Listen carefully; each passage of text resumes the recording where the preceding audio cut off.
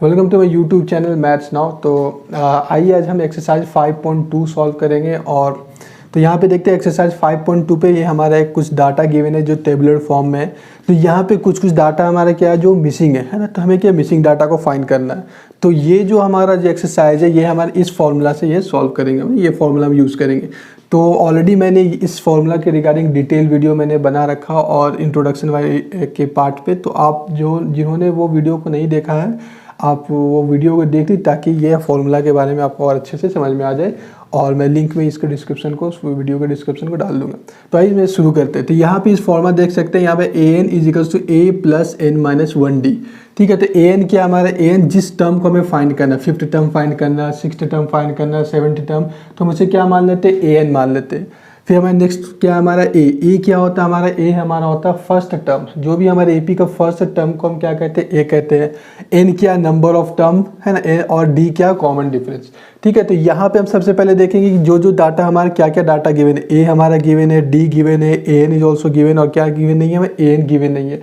मतलब इस वाले फर्स्ट पार्ट में, क्वेश्चन नंबर 1 के फर्स्ट पार्ट में हमें क्या फाइंड करना है, ए एन हमें फाइंड करना है। तो देखिए ए एन फाइंड करने के इस फॉर्मूला के अकॉर्डिंग हम पुट करते थे ए एन इक्वल्स टू ए का वैल्यू क्या हमारा 7, तो ए के प्लेस में हम 7 लिख देंगे, प्लस उतार दिए है ना, अंडर ब्रैकेट एन क्या हमारा, एन का वैल्यू देखते हैं हम यहाँ पे, एन क्या हमारा, एन इज 8, तो हम क्या करें एन के प्लेस में हम 8 लिखेंगे, -1, और डी क्या है, डी हमारा कॉमन डिफरेंस, डी का वैल्यू क्या हमारा 3, तो डी के प्लेस में हम 3 लिखेंगे।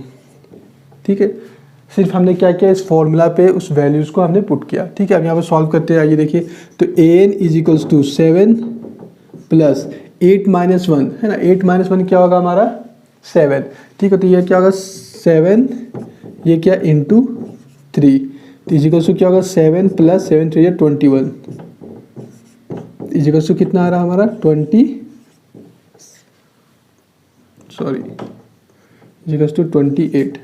ठीक है, तो ये क्या हमारा ए एन का वैल्यू क्या आ गया, ए एन हमारा 28, तो ये हम लिख देते हैं ए एन इजिकल्स टू 28।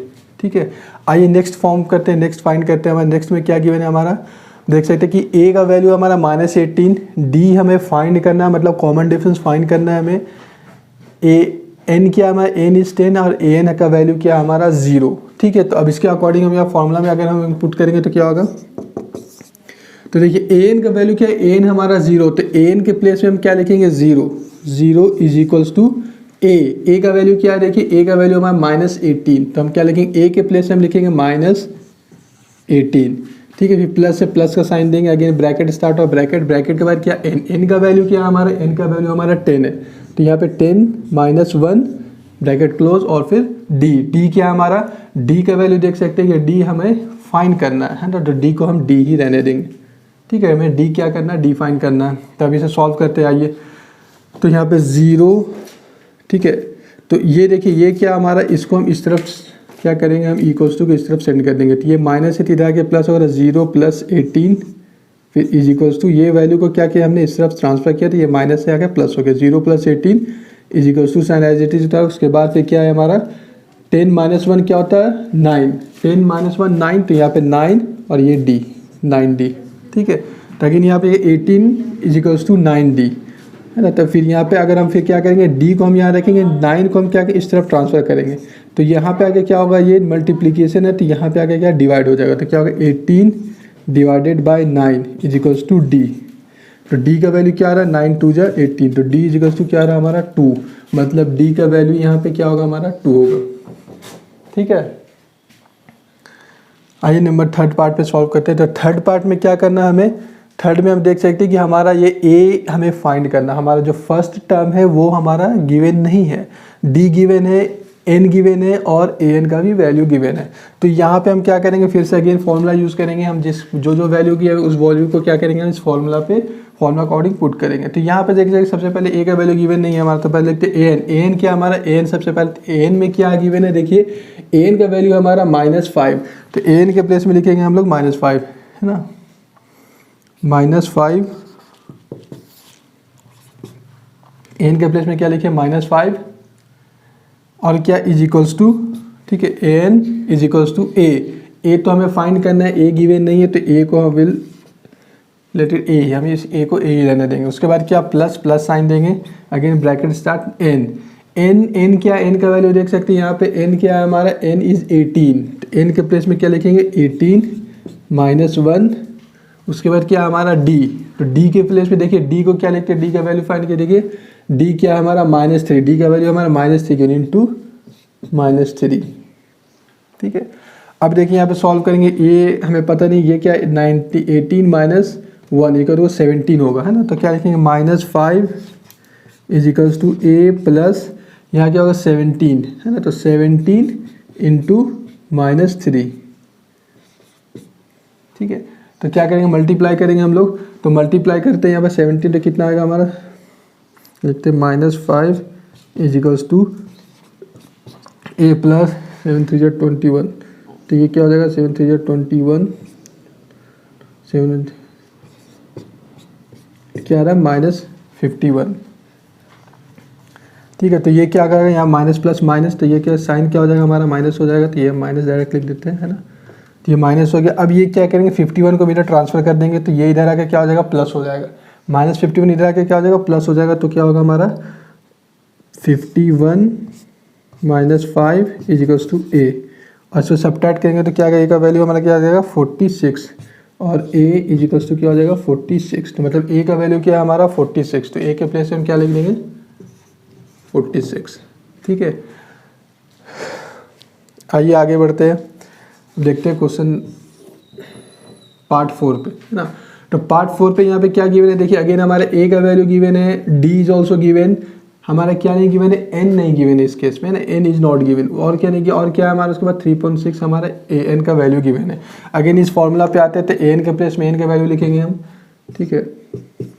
तो ए एन के प्लेस में क्या लिखेंगे हम, ए एन का वैल्यू लिख रहे हैं ना, तो ए एन के क्या हमारा ए एन इज आवर 3.6, तो हम लिखेंगे 3.6 इज इक्वल्स टू ए का वैल्यू क्या हमारा देख सकते हैं, ए इज -18.9, तो ए के प्लेस में क्या लिखेंगे हम लोग -18.9 प्लस क्या एन को हमें फाइंड करना, तो एन को एन ही रहने देंगे n-1, और डी का वैल्यू क्या हमारा, डी है 2.5, तो डी को 2.5 कर देते हैं, ठीक है।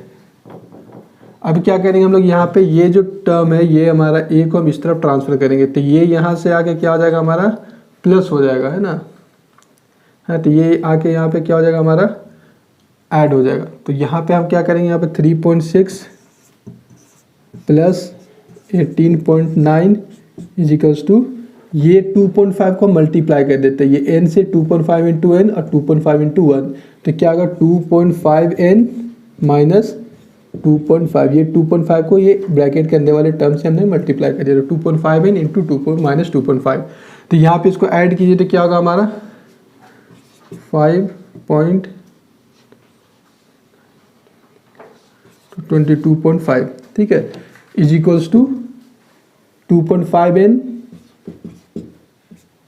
और ये जो -2.5 है अगर हम इसको क्या करें इस तरफ ट्रांसफर कर देंगे तो ये क्या होगा, ये भी इधर आके हमारा ऐड हो जाएगा, ये क्योंकि साइन यहाँ पे सब्ट्रैक्ट है -2.5, इसको हम इधर ट्रांसफर कर दे रहे तो ये क्या हो जाएगा, ये भी इधर आके हमारा ऐड हो जाएगा ना, तो उसको नेक्स्ट स्टेप में कर देंगे।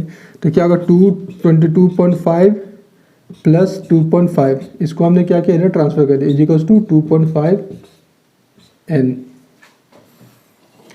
तो इसको ऐड करते तो ये क्या आएगा हमारा, ऐड कीजिए तो क्या 0.25 इज इक्वल्स टू 2.5n, और n इज इक्वल्स टू क्या होगा, n के प्लेस हम ये n को ये रहने की, तो ये 2.5 को अगेन हम इधर ट्रांसफर करें तो ये इधर आके से डिवीजन हो जाएगा, है ना। तो क्या n इज इक्वल्स टू क्या हो जाएगा 25 divided by 2.5 is equals to n का वैल्यू क्या आएगा हमारा 10, तो n क्या हो रहा है हमारा, n का वैल्यू हमारा 10, ठीक है। तो n के प्लेस हम लिख दिए 10।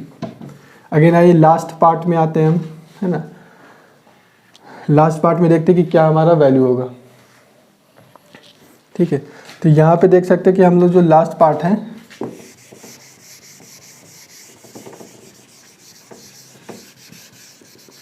तो यहाँ पे देख सकते हैं कि क्या गिवन है हमारा 3.5 है हमारा a का वैल्यू, d 0 और हमारा क्या है n इज टू 105, हमें a n फाइंड करना है, ठीक है। तो यहाँ पे सिंपल फॉर्मूला यूज़ करेंगे हम लोग, a n के प्लेस में n का वैल्यू लिखेंगे, सॉरी एन का वैल्यू तो हमें गिवन है, तो एन ए को एन ही रहने देंगे, एन इज इक्वल्स टू ए का वैल्यू क्या हमारा 3.5, तो ए का वैल्यू हम 3.5 लिख देंगे, ठीक है। उसके बाद प्लस एन के प्लेस में क्या लिखेंगे, एन इज 105, तो एन के प्लेस में 105 लिख दिए, माइनस 1 इंटू डी का वैल्यू क्या हमारा डी 0 है, तो इंटू 0 कर दिए, ठीक है।